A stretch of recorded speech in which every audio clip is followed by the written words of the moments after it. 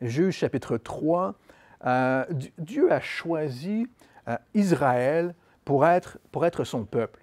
On le voit dans l'Ancien Testament, on sait qu'il a choisi le peuple d'Israël pour être son peuple, pour être leur Dieu, pour se révéler au travers de eux, se révéler à eux, premièrement, au travers de eux, comme le Dieu d'Abraham, d'Isaac et de Jacob.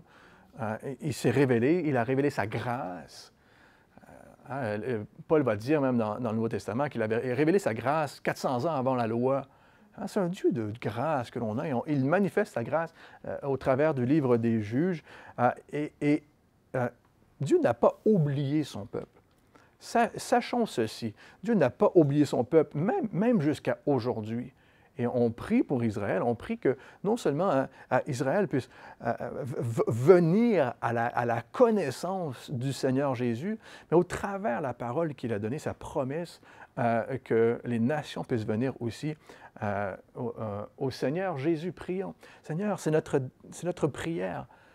Seigneur, tu nous as fait grâce. Tu nous as fait grâce de ta parole qui est venue jusqu'à nous. Toi, Jésus, tu es venu jusqu'à nous. Tu as accompli ta promesse, ta parole. Tu es un Dieu fidèle. Aide-nous, Seigneur, à reconnaître ta fidélité et non seulement ça, à vivre dans cette fidélité, Seigneur, à te redonner ce que tu nous donnes. On veut apprendre, Seigneur. Et on est là pour entendre ta voix. Esprit Saint, parle. Enseigne-nous aujourd'hui. En ton nom, Jésus. Amen. Juges chapitre 3, verset 7, suivez, on va avancer ensemble dans le texte. Les enfants d'Israël firent ce qui déplaît à l'Éternel. On a vu, c'est les cycles de péché qui reviennent. Ça va revenir 7 fois. Oppression. Après ça, on va crier à Dieu. Il va y avoir la délivrance et ça va recommencer. Oppression. On va crier à Dieu. Ça va être la délivrance. C'est un cycle, le cycle de péché qui revient à ce moment-ci à une autre génération. On a vu dans notre dernière étude. Encore une fois, il y a cette génération maintenant. Les enfants d'Israël firent ce qui déplaît à l'Éternel et ils oublièrent l'Éternel et ils servirent les Baals et les idoles. Cette nouvelle génération nous dit a oublié Dieu. Ou plutôt, elle ne voulait pas se souvenir de Dieu. c'est plutôt ça. C'est pas seulement qu'elle a oublié. Je pense que c'est juste cette idée de vouloir se détourner, s'éloigner de Dieu, ne plus se souvenir. Et ils servirent les Baals et les idoles. Parfois, il est dit dans le texte, Baal au singulier, Baal au pluriel, les idoles, les astartés. On a vu on peut très bien dire qu'on sert les choses que l'on veut bien. On est au service de nos penchants, de nos désirs. Ils étaient esclaves de faux dieux. On devient esclave de ce que l'on sert. Ce que l'on décide de servir, on en devient esclave. Et donc, esclaves de faux dieux qui sont, on le répète, des faux dieux, c'est à l'image de l'homme. C'est créé par les hommes. C'est nous qui avons créé ces choses.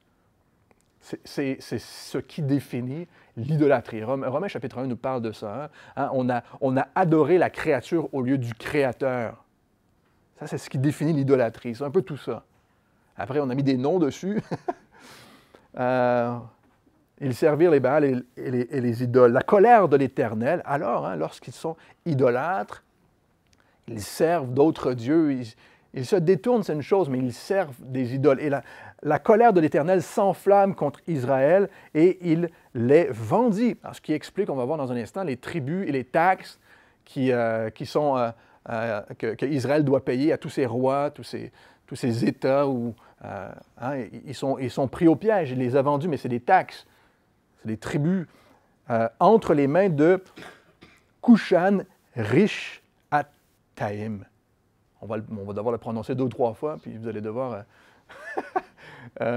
être clément avec moi ce matin. Le roi de Mésopotamie. Donc, avec Cushan. Et les enfants d'Israël furent asservis 8 ans à Cushan Rishathaim. Presque. C'est un nom intéressant. Mais vous savez, l'asservissement représente, c'est là où on peut voir ici, dans la situation, dans le contexte d'Israël, l'asservissement représente beaucoup d'argent, représente des taxes, des tributs. Mais vraiment, l'asservissement représente le gaspillage. C'est du gaspillage, c'est des taxes, des tributs gaspillés, perdus à d'autres intérêts qu'au peuple de Dieu. À bâtir le royaume de l'ennemi plutôt que le royaume de Dieu.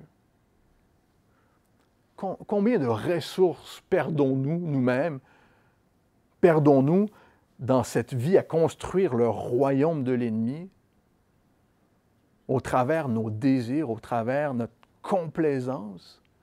Il y a beaucoup de ressources qui sont perdues, gaspillées, qui peuvent être mises à bâtir le royaume de Dieu. L'idée, vous savez, l'idée ici n'est pas de servir par légalisme. Loin de là.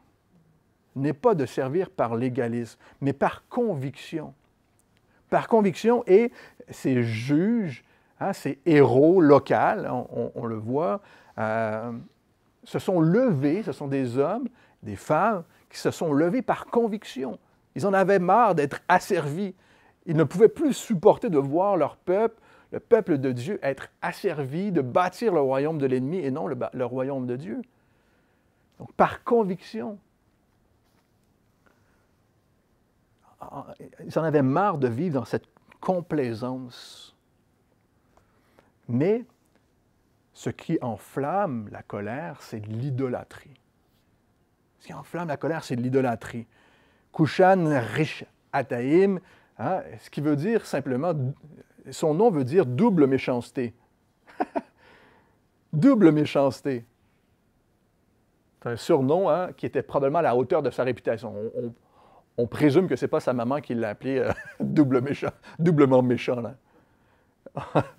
On peut présumer que c'était son surnom qui était à la hauteur de sa réputation. Il était probablement doublement méchant. Israël a été asservi pendant 8 ans à ce moment. 8 ans! C'est déjà beaucoup, 8 ans.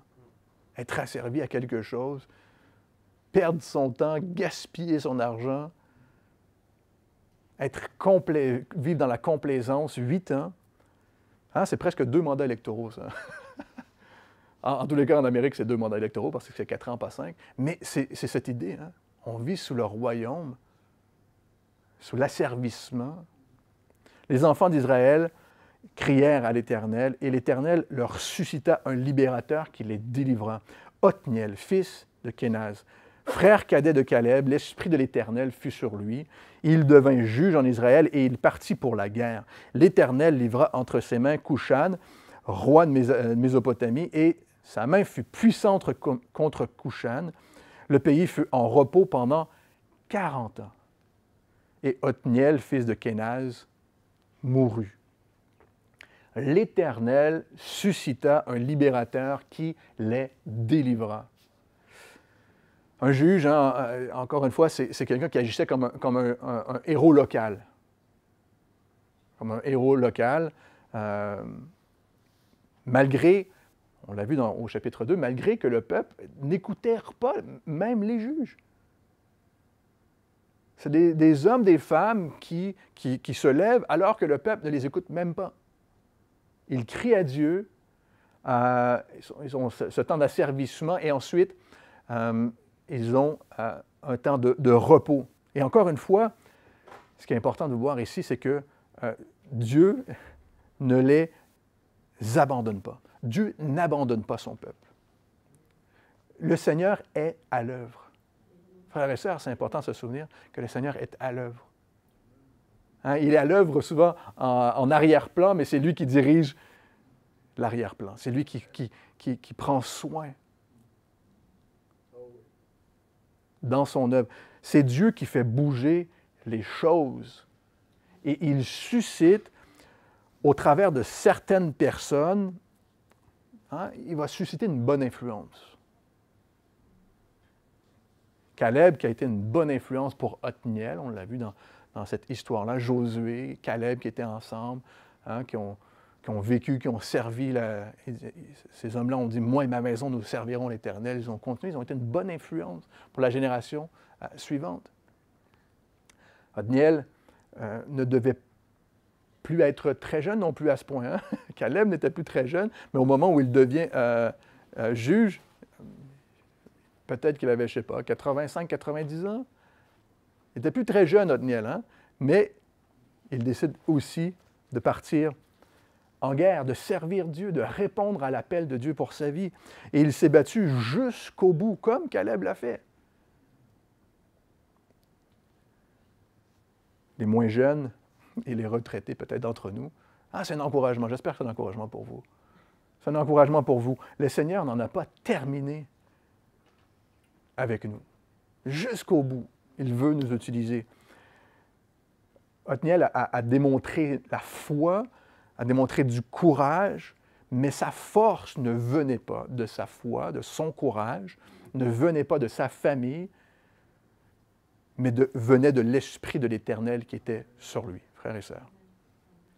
L'Esprit de l'Éternel fut sur lui. Et l'Esprit s'est emparé de lui. Et on va voir au travers le livre des Juges comment l'œuvre puissante du Saint-Esprit, qui est mystérieuse parfois, hein, qui est assez mystérieuse,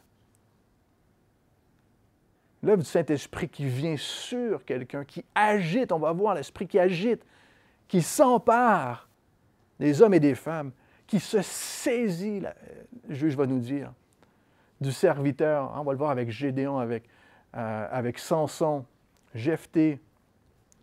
À chaque fois que l'Éternel élève un juge, se saisit d'un serviteur ou d'une servante comme ça, il était avec le juge, son esprit l'accompagnait, c'est lui qui lui donnait la force, le courage, hein, et le témoignage du caractère de Dieu, encore une fois, très important, et non du caractère des hommes. Ce n'était pas la réflexion d'un homme, ce n'était pas la stratégie humaine. On dit que dans Cantique des Cantiques, chapitre 4, une tradition rabbinique dit qu'on parle de Othniel lorsqu'on parle de dire « Tu es belle et tu étais sans tache ». Il avait le caractère de Dieu. C'est par son témoignage du caractère de Dieu que ces hommes et ces femmes ont libéré et ont été surtout une influence pour la génération d'après. Malgré cet aspect physique de la guerre, de l'asservissement, le Seigneur intervient toujours. Frères et sœurs, du début à la fin, pas que dans les juges, hein, on le voyait dans Josué, on le voit, aucune bataille n'a été remportée sans l'intervention du Seigneur. Aucune. Aucune bataille. Au point où parfois, ils ne levaient pas, même pas le petit doigt. On se souviendra de Jéricho, on va en parler dans un instant. Ils n'ont pas levé le petit doigt. Surtout, il dit Dieu, vous ne faites rien. Vous marchez en silence, et au moment où je vous dis, vous sonnerez la trompette. Ils n'ont même pas touché les murs, et les murs se sont effondrés. Hein, c'est une image extraordinaire de comment Dieu intervient, comment il est à l'œuvre. Aucune bataille n'est gagnée sans l'intervention du Seigneur. Zacharie, chapitre 4, verset 6, je vous le lis, vous connaissez par cœur ce passage. Ce n'est ni par la puissance, ni par la force, mais par mon esprit, dit l'Éternel des armées, que nous remporterons la bataille. Et dans sa grâce, Zacharie va dire, sous l'influence du Saint-Esprit. Dans l'Ancienne Alliance, dans l'Ancien Testament, comme dans la Nouvelle Alliance, en Jésus-Christ, c'est par la force de Dieu que l'on peut remporter la victoire. Chaque victoire. Hébreux 8 nous dit que malgré que nous ayons, nous, aujourd'hui, une meilleure alliance en Jésus-Christ qu'à ce moment, malgré que nous ayons une meilleure alliance, parce que Jésus est assis à la droite de Dieu le Père, il intercède pour nous, il a accompli sa promesse, et on va le voir dans un instant, il a même accompli la promesse d'envoyer le Saint-Esprit pour agir. Dans l'Ancien Testament, le Saint-Esprit identifiait une personne, il était avec cette personne d'une manière particulière pour accomplir une tâche, pour un certain temps, pour délivrer, combattre, parfois, même il venait sur un roi pour régner sur un peuple. Dans le Nouveau Testament, Jésus nous dit que le Saint-Esprit vient avec nous. Hein? Il nous accompagne. Avant, il nous attire au salut. C'est lui qui nous attire au salut. Il est en toi, il vient habiter en toi lorsque tu mets ta foi en Jésus-Christ, lorsque tu crois au Seigneur Jésus. Et le Saint-Esprit vient, il ne vient pas pour venir et repartir, pour une tâche seulement. Il ne vient pas pour s'enlever par la suite. Paul dira que le Saint-Esprit est un dépôt, un acompte de notre héritage. Il nous a scellés en Jésus-Christ pour le salut à venir. C'est un acompte, hein, c'est les arts. Nous avons reçu les arts du Saint-Esprit. 2 Corinthiens chapitre 1, 2 Corinthiens chapitre 5 nous parle de ça. Éphésiens chapitre 1 nous parle de ces arts. Nous avons reçu le Saint-Esprit comme un gage, de l'héritage, de la vie éternelle. C'est scellé, c'est fait. Aussi, le Saint-Esprit vient sur nous afin de vivre et de servir Jésus. De vivre à l'image de Christ et de servir notre Seigneur. Jésus a donné une mission à ses disciples. Il a dit « Allez », vous vous souviendrez, hein? Avant de repartir, il a dit « Allez ». Mais surtout, n'allez pas sans le Saint-Esprit. Vous vous souviendrez, hein? Il a donné cette mission, allez, faites des nations, des disciples. Mais surtout, attendez à Jérusalem pour que le Saint-Esprit arrive. Ne partez pas sans lui. Car vous ne pouvez pas accomplir cette mission par vos propres forces. Vous avez besoin de la puissance du Saint-Esprit. Lorsqu'on devient un enfant de Dieu, par la foi en Jésus, il pourvoit à tout ce dont nous avons besoin pour vivre la vie à laquelle il nous appelle. J'espère que vous le croyez ce matin. Il pourvoit à tout ce dont nous avons besoin afin de combattre et de vaincre. Le Saint-Esprit vient s'emparer de toi afin d'être un témoin de Jésus. Il n'y a pas de raison qu'un enfant de Dieu vive sans avoir reçu ce baptême du Saint-Esprit, sans avoir reçu le baptême avec le Saint-Esprit, ni sans être rempli de sa puissance. Il n'y a pas de raison qu'on ne soit pas rempli, même à nouveau, de sa puissance. On a besoin d'être rempli encore et encore et encore, frères et sœurs. Sa puissance pour vivre une vie à la ressemblance de celle de Jésus. On a besoin de la puissance du Saint-Esprit pour faire ça. On a besoin de la puissance du Saint-Esprit afin de prendre part à sa sainteté et être au service de Dieu. J'espère que c'est un message d'encouragement pour vous aujourd'hui.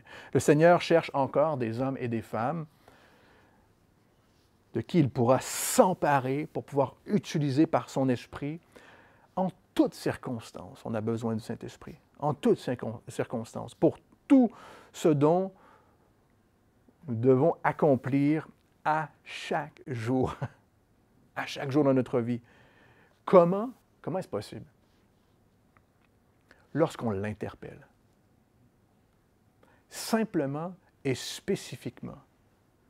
Luc chapitre 11, verset 10, je vous le lis. « Car quiconque demande reçoit, celui qui cherche trouve, et on ouvre à celui qui frappe. » Au verset 13, « Le Père céleste donnera-t-il le Saint-Esprit à ceux qui lui demandent? » Oui, aussi simplement. Tu peux simplement lui demander à chaque instant, dans chaque circonstance, « Seigneur, remplis-moi. » Essayez ceci. Avez-vous essayé cela? Avez-vous essayé cela chaque jour, chaque matin, chaque circonstance? Seigneur, remplis-moi de ton esprit pour être ton témoin, pour passer au travers de cette épreuve, pour gagner la victoire sur le péché dans ma vie, pour pouvoir te servir. Chaque chrétien a le Saint-Esprit qui vit en lui. La question est de savoir, est-ce que chaque chrétien a laissé le Saint-Esprit agir en lui et au travers de lui, s'emparer de sa vie, afin d'être rempli encore et encore à nouveau. Vous savez, on n'a pas besoin de stratégie de guerre.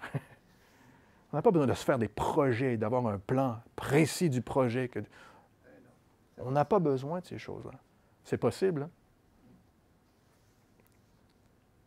Pour l'Église, pour nos enfants, pour notre propre vie. Notre désir est d'être rempli du Saint-Esprit, rempli de la puissance du Saint-Esprit, afin de plaire au Seigneur. On continue dans Juges, chapitre 3, verset 12. « Les enfants d'Israël furent encore ce qui déplaît à l'Éternel, et l'Éternel fortifia Églon, roi de Moab. » Deuxième chapitre, deuxième cycle du péché. Premier roi, Othniel. Deuxième roi, on va voir ici contre Israël, parce qu'ils avaient fait ce qui déplaît à l'Éternel après 40 ans de repos. Églon réunit à lui les fils d'Amon et les Amalécites, et il se mit en marche. Il bâtit Israël et ils s'emparèrent de la ville des palmiers de Jéricho. Et les enfants d'Israël furent asservis 18 ans à Églon, roi de Moab. Les tribus reviennent, les taxes reviennent, les faux dieux, les idoles. Moab et Ammon, qui ont été des enfants de Lot par inceste. Moab. Les Amalécites, les descendants d'Amalek, qui était le petit-fils de Ésaü. Ésaü qui avait perdu ses droits d'aînesse avec Jacob.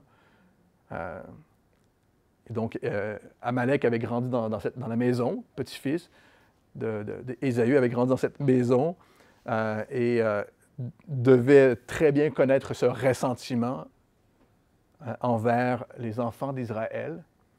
Donc, le roi de Moab est venu à traverser le Jourdain et a pris Jéricho. S'est emparé de Jéricho, cette ville au milieu d'Israël, et qui était très stratégique, évidemment, contrôler Gilgal, Jérusalem, qui était le quartier général, on l'a vu avec Josué, mais qui était une ville aussi importante, parce qu'il y avait une route qui passait, qui faisait sortir de la vallée, une route très importante, et donc ils contrôlaient. Ils s'emparèrent de la ville des palmiers, Jéricho, pour en faire, lui, son quartier général. 60 ans, on est 60 ans après la conquête de Jéricho. Josué chapitre 6. 60 ans après cette victoire miraculeuse, et où je pense je ne sais pas s'il avait lu ou il était, orgueilleux, mais Josué, vous vous souviendrez, avait maudit cette ville. Le Seigneur avait maudit cette ville parce qu'elle s'était élevée contre Dieu. Josué chapitre 6, verset 26 nous dit « Maudit soit devant l'Éternel l'homme qui s'élèvera pour rebâtir cette ville de Jéricho. » Pour en faire une forteresse, en fait. Pas juste pour l'habiter, mais pour en faire une forteresse qui allait asservir son peuple. Le peuple, à ce point-ci, encore une fois, a été asservi pendant 18 ans. Imaginez être asservi dans votre vie pendant 18 ans à quelque chose. Asservis pendant 18 ans. Les enfants d'Israël crièrent à l'Éternel, et l'Éternel leur suscita un libérateur, Éhud, fils de Guéra, benjamite, qui ne se servait pas de la main droite.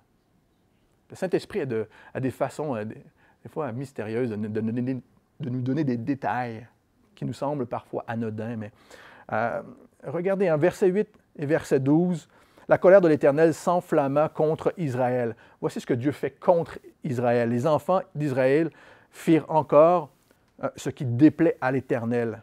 Versets 8 et 12.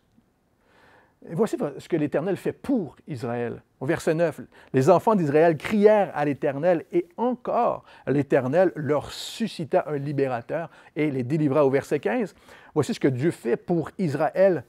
Les enfants d'Israël crièrent à l'Éternel, et l'Éternel leur suscita encore une fois un libérateur. Dieu démontre sa grâce. Dieu démontre sa grâce. Tournez avec moi dans Psaume chapitre 103.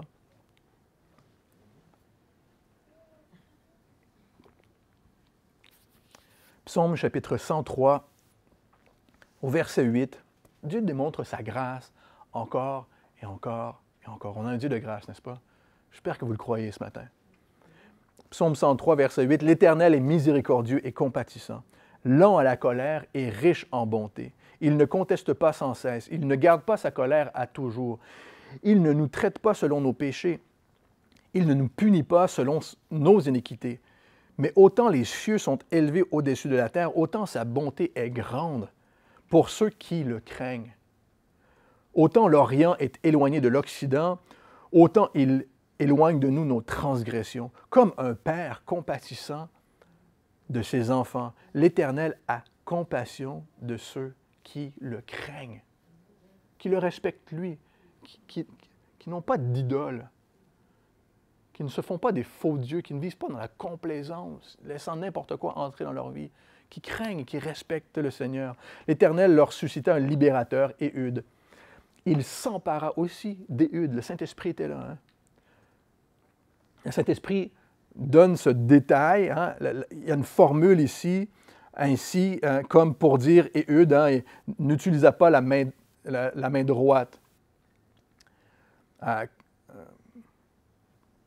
Qui était gaucher probablement, hein, mais qui était atypique. Saviez-vous que 10 % de la population seulement est gauchère? Très peu de gens, c'est atypique, c'est une minorité dans la population, mais il y a cette formule, le Saint-Esprit nous dit, il n'utilisait pas la main droite, mais il est benjamite. Benjamin qui signifie « fils de ma main droite ». Il est gaucher et benjamite. Il est de la tribu de Benjamin,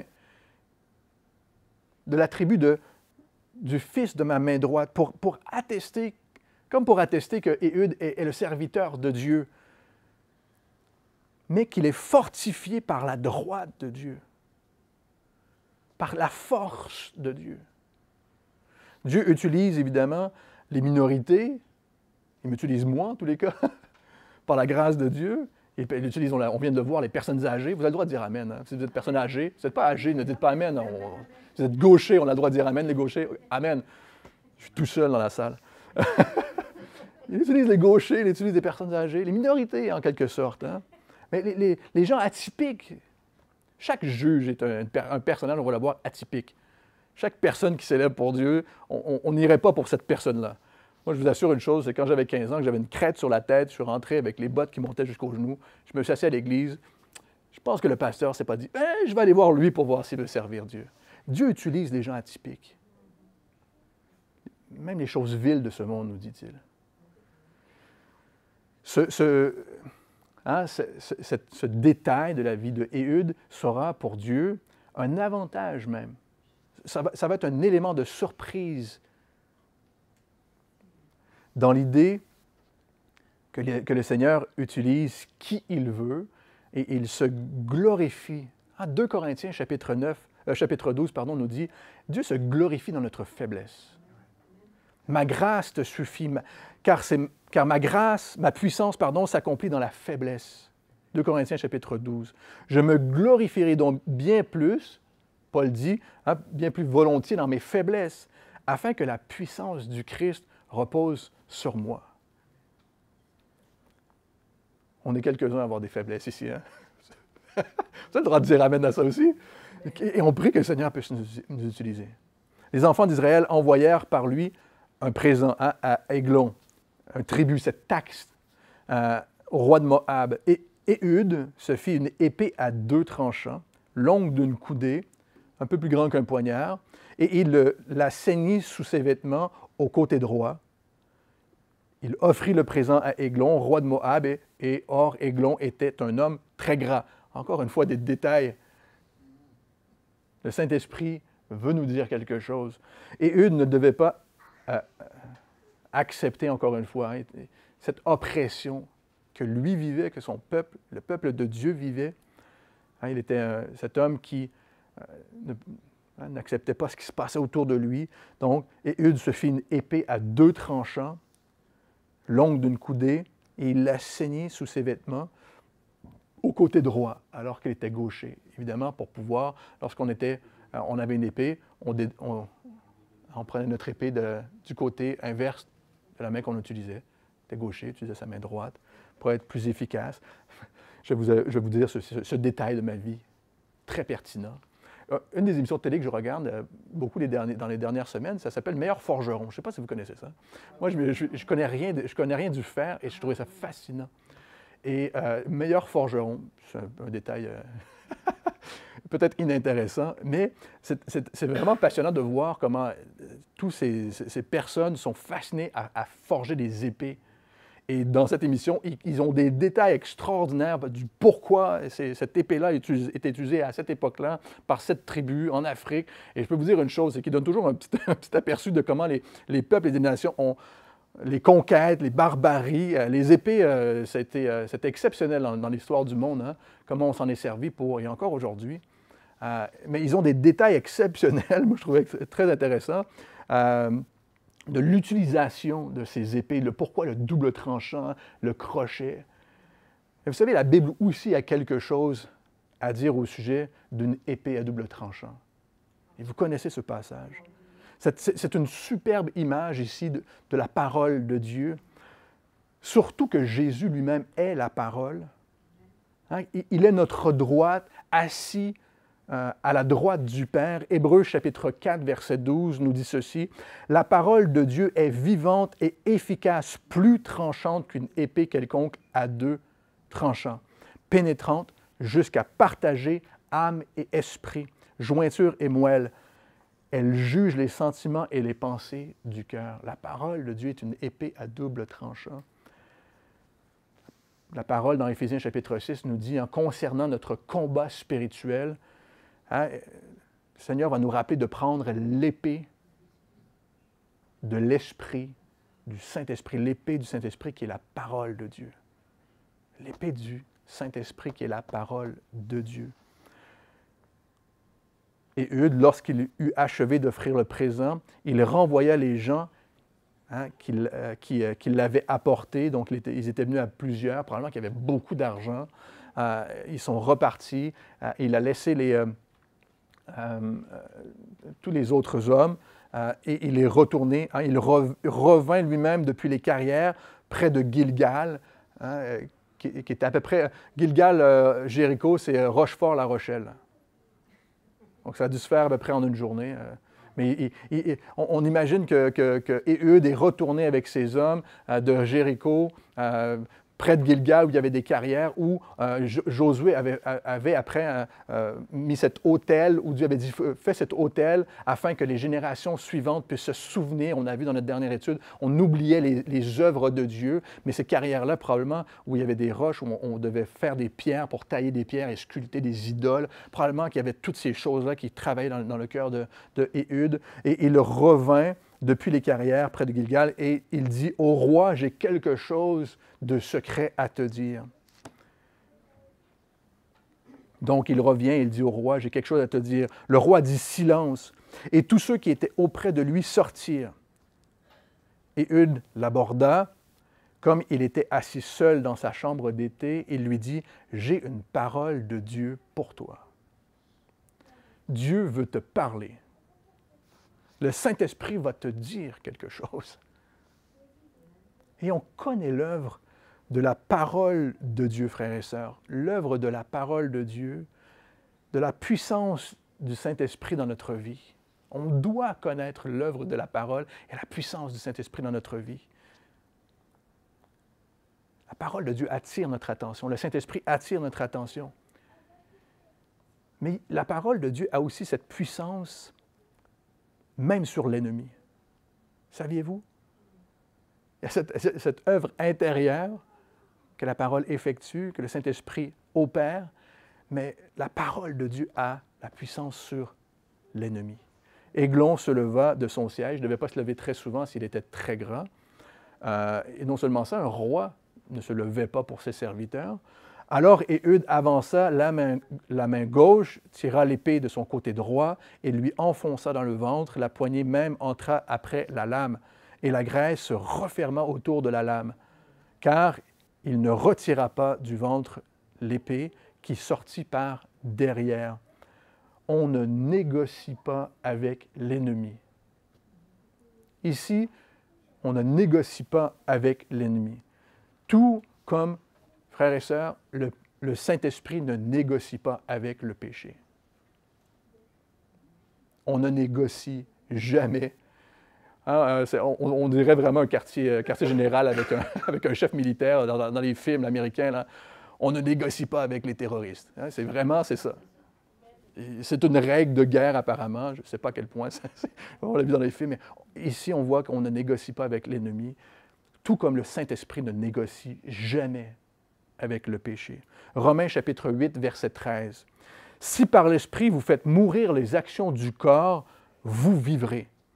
Car tous ceux qui sont conduits par l'Esprit de Dieu sont fils de Dieu. » Si vous faites mourir, on ne négocie pas avec la chair, frères et sœurs. La complaisance, elle vient de là. On commence à négocier avec la chair. On laisse des choses rentrer. Parfois, c'est le légalisme. On l'a vu. Parfois, c'est les gains. Parfois, c'est toutes sortes de choses. On va le voir dans un instant. Églon, qui est une image extraordinaire, très vivide de la chair. Hein, cette ambition d'un roi de reconstruire ce qui est maudit. Il était très gras, il vivait dans la chair, probablement mangeait beaucoup. Cette image est très vivide de la chair, vivant dans la chair, qui était... Églon, même chose, c'est un surnom. On imagine que ce n'est pas sa mère qui l'a appelé comme ça, mais ça disait que Églon veut dire circulaire. Une tradition rabbinique dit qu'il faisait 6 mètres de circonférence, de tour de taille. Cette image visuelle de la chair et du péché qui nous entoure, qui nous prend au piège, frères et sœurs. On retrouve dans le texte grec, et l'épée sortie par derrière. Dans le texte grec, on voit que ça nous dit même que les entrailles sorties avec, et le contenu des entrailles. C'est ragoûtant, mais c'est comme ça. Les entrailles sorties et ce qui était dans les entrailles aussi. Tous les déchets. Vous savez que c'est l'œuvre de la parole de Dieu de faire sortir les déchets de notre cœur et de notre pensée. C'est le travail de la parole de Dieu. C'est l'œuvre de la parole. Lorsqu'on lit, on passe du temps dans les Écritures, la parole est plus efficace pour trancher, pour juger les sentiments et les pensées du cœur. C'est l'œuvre de la parole de faire sortir les péchés de notre cœur et de notre pensée. Lorsqu'on lit, médite les Écritures, c'est le seul moyen de pénétrer et de nettoyer les pensées du cœur, frères et sœurs. Le seul moyen. Lire et étudier la parole afin qu'elle nous maîtrise par l'œuvre du Saint-Esprit. Lorsqu'on lit et médite les Écritures saintes, j'attaque chaque partie de mon être qui ne veut pas être soumise à Dieu. Lorsqu'on lit les Écritures, on attaque chaque partie de notre être qui ne veut pas être soumis à Dieu. Parfois, on attaque le péché qui est là, qui existe, qui règne même parfois dans nos vies, ou qui veut régner, prendre le contrôle de nos vies. Un pasteur disait, encore une fois, c'est une belle image, je lis la Bible, j'en vois des bombes destructives à ma chair. Chaque parole de Dieu envoie quelque chose qui détruit, qui veut détruire ma chair. Non seulement qu'il l'attaque, mais qu'il la met à mort, qu'il la tue. Galates chapitre 5, verset 19, qui met à mort la chair. La chair, c'est quoi? Hein? Les œuvres de la chair. Galates chapitre 5 va nous dire, les œuvres de la chair sont évidentes.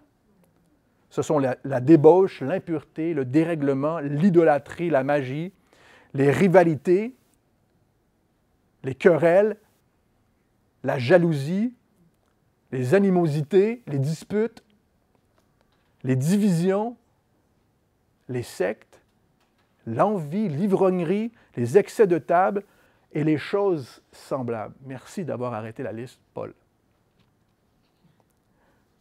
Je vous dis d'avance, Paul continue dans Galates, comme je l'ai déjà dit, que ceux qui commettent de telles choses n'hériteront point le royaume de Dieu. Quel royaume nous voulons construire aujourd'hui? Le royaume de l'ennemi, le royaume de Dieu. Toutes ces choses sont des déchets, des saletés. Jean chapitre 15, verset 2, « Tout sarment qui porte du fruit Dieu l'émonde, afin qu'il porte encore plus de fruits. Déjà, vous êtes purs, écoutez ceci, à cause de la parole que je vous ai annoncée, dit Jésus. Demeurez en moi et je demeurerai en vous. La parole de Dieu fait sortir les déchets. Jésus prie pour nous encore dans Jean chapitre 17. Vous vous souviendrez. Père, sanctifie-les par ta vérité. Ta parole est la vérité. Sanctifie-les. On veut faire pénétrer la parole de Dieu en nous, la lire constamment, constamment, chaque jour de notre vie, chaque jour de notre vie. Plus on passe de temps dans la parole de Dieu, plus elle nettoiera. Et c'est un processus, parfois qui est plus long. Mais garde la parole près de toi, hein, cette image sur ta droite, prêt à dégainer à tout instant contre la chair. Prêt à dégainer à tout instant. N'attendons pas de laisser Aiglon dans notre vie grossir et nous oppresser et nous prendre au piège. Jésus dit, demeurez en moi et je demeurerai en vous constamment. Et Eude sortit par la porte du portique, hein, il a fait ce qu'il avait à faire, il sortit par la porte du portique, fermant sur lui les portes de la chambre haute, tira les verrous. Quand il fut sorti, les serviteurs du roi vinrent et regardèrent, et voici les portes de la chambre haute étaient fermées au verrou. Ils disent sans doute, ils se couvrent les pieds dans la chambre haute. Ils étaient aux toilettes, en fait. Ils attendirent longtemps. Et comme ils n'ouvraient pas les portes de la chambre haute pendant d'Aiglon, ils prirent la clé et ouvrirent. Et voici, le maître était mort, étendu par terre.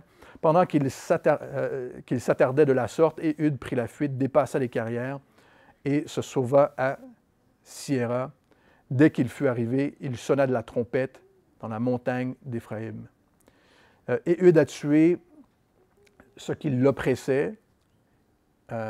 Et tuer ce qui t'oppresse, frères et sœurs, est la meilleure d'entrer en guerre. Meilleure façon d'entrer en guerre.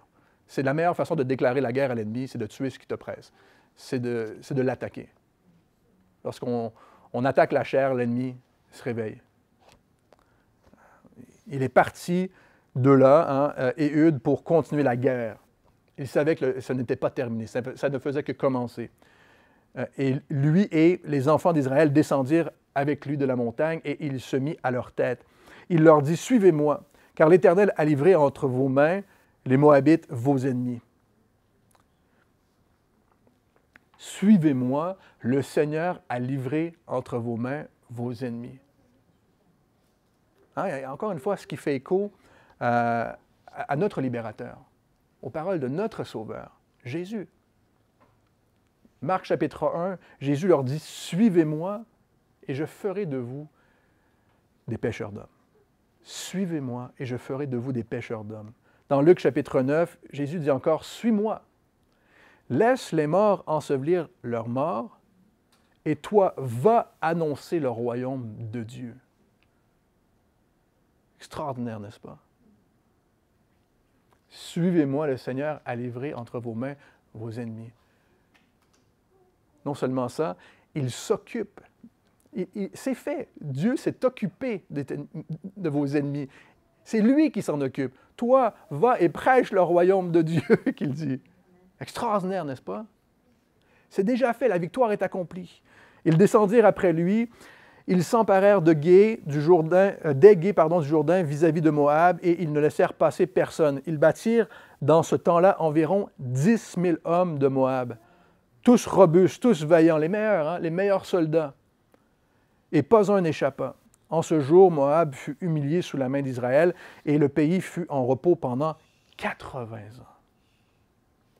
La plus longue période de repos dans le livre des Juges. Après lui, Éhude, il eut Shamgar, fils d'Anna. Tout ce que l'on sait à propos de Shamgar, il bâtit 600 hommes des Philistins avec un aiguillon à bœuf. Et lui aussi fut un libérateur d'Israël. 80 ans de repos. Et on voit ici que le 3e cycle revient. hein, complaisance. On crie à Dieu, délivrance, et ça recommence. Dieu élève encore, ici, Shamgar. On connaît peu de choses sur lui, Shamgar. Hein. Il succéda à Éhud. On ne sait pas qui il est vraiment, le temps, pendant combien de temps il a été là, d'où il vient. Mais ce qui est intéressant, encore une fois, c'est qu'il semble être quelqu'un comme vous et moi. Comme vous et moi. Quelqu'un comme vous et moi, avec le peu qu'il avait, lui aussi fut un libérateur d'Israël. Il libéra Israël de la servitude et de l'oppression. S'il est mentionné comme tel, il fut un libérateur, c'est aussi évidemment que Dieu était avec lui. Déborah va parler de lui. La seule chose qu'on sait en plus de lui, c'est Déborah, chapitre 5. Déborah va chanter et il va l'inclure dans son chant. Au temps de Shamgar, fils d'Anna, au temps de Jaël, les routes étaient abandonnées et ceux qui voyageaient prenaient des chemins détournés. C'était dangereux. On savait qu'à cette époque, c'était dangereux. Shamgar, tout de suite après Éhud, l'oppression est revenue. C'était dangereux même de marcher, de traverser d'une ville à l'autre si on était israélite. On sait qu'Israël, il n'y avait pas de métal. Hein, les Philistins, on n'avait pas laissé de métaux à Israël. On devait l'acheter aux Philistins. Évidemment, c'est une stratégie de guerre pour être sûr que l'ennemi ne se fasse pas d'épée. Peut-être qu'on avait dans l'histoire Éhud qui s'était fait une épée, on s'est dit on ne va pas se faire avoir deux fois. Mais à cette époque, on ne pouvait pas avoir de métal. Donc, d'où l'idée que Shamgar avait seulement comment ça s'appelle? Un aiguillon à bœuf. C'est un bâton avec un petit bout de métal pour faire avancer les bœufs. Quand ils sont un peu fatigués, ils disent « Moi, j'ai fini ma journée. » Non, tu n'as pas terminé, quoi, tu continues. Probablement un fermier. Il a tué 600 hommes avec ce bâton. Il fut un libérateur. On ne pouvait pas voyager librement. C'était très dangereux, constamment terrorisé par les Philistins. Et Shamgar, probablement, n'en pouvait plus de voir ce qui se passait autour de lui. Ne pouvait plus accepter cette oppression. Et Dieu réellement ne veut plus accepter cette oppression pour son peuple. Dieu ne veut pas que nous soyons oppressés par l'ennemi, que nous laissions la place, le pied de l'ennemi dans notre vie. Que ce soit 10 000 hommes, 600 hommes, Dieu ne veut pas la moindre particule de l'ennemi dans ta vie. On imagine que la réputation, si Déborah a chanté au sujet de Shamgar, on imagine que sa réputation le suivait après avoir battu 600 hommes de cette manière avec un bâton pointu. 600 hommes. Et on termine avec ceci.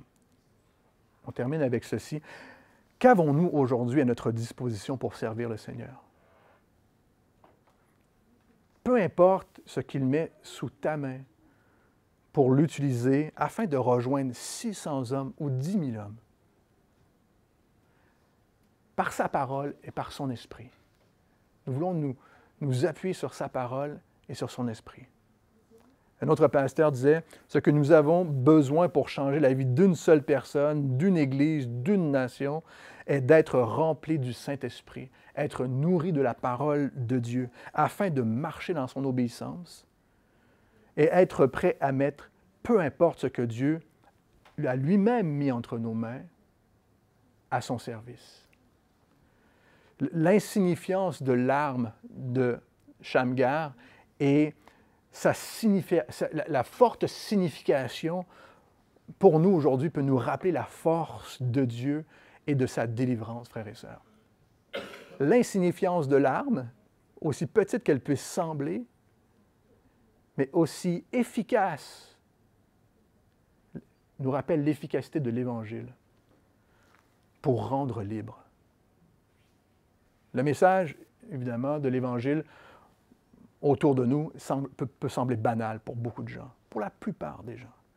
Banal, peut paraître banal pour le monde, mais la délivrance que l'Évangile apporte est efficace contre le péché et son efficacité, elle est complète contre la mort. Cette petite pointe qui pénètre, qui nous rappelle l'arme de Shamgar, nous rappelle la manière dont nous sommes sauvés. Et on termine avec ce texte, 1 Corinthiens chapitre 15, je vous le lis. « Lorsque ce corps corruptible aura revêtu l'incorruptibilité, merci Seigneur, un jour on sera glorifié, ressuscité, que ce corps mortel aura revêtu l'immortalité, alors s'accomplira la parole qui est écrite, la mort a été engloutie dans la victoire. Or, mort, où est ta victoire? Ô mort, où est ton aiguillon, ton dard, ta pointe qui me blessait et me tuait? L'aiguillon de la mort, c'est le péché dans nos vies, frères et sœurs. La puissance du péché, c'est la loi qui te rappelle que tu es condamné. Mais grâce soit rendue à Dieu qui nous donne la victoire par notre Seigneur Jésus, qui lui a vaincu la mort. Ainsi, mes frères bien-aimés, soyez fermes, inébranlables, travaillant de mieux en mieux à l'œuvre du Seigneur, sachant que votre travail ne sera pas en vain dans le Seigneur. 600 hommes, 10 000 hommes, notre travail ne sera pas inefficace, en vain dans le Seigneur. Jésus a vaincu la mort et la mort a perdu son efficacité pour une personne qui est en Jésus, qui a mis sa foi en Christ. La mort n'a plus d'efficacité. Pour ceux qui n'ont pas mis leur foi en Jésus, le pic du péché vous condamne à la mort éternelle. Cette pointe. Mais le repos, et on va revoir ce cycle d'oppression, cri à Dieu et de délivrance, le repos s'obtient réellement en Jésus-Christ. Réellement. Hébreux chapitre 4 nous rappelle que Josué et ses juges, ses libérateurs n'ont pas pu donner le réel repos au peuple, car le repos s'obtient en Jésus-Christ. Prions. Seigneur, merci parce que ta parole est efficace. Esprit Saint, nous voulons vivre dans la sainteté. Et nous savons que c'est une parole, Seigneur, qui nous coûte parce que nous devons mettre tellement de choses de côté, tuer la chair, faire mourir la chair dans notre vie, agir par nos propres forces, parler par nos propres forces. On a besoin de toi. Aide-nous, Seigneur, à se maintenir, à demeurer dans ta parole. Et merci parce que ta parole va faire son effet. Et aussi, aide-nous à rejoindre les hommes et les femmes autour de nous avec ta parole, avec ton amour, ta grâce, en ton nom, Jésus. Amen.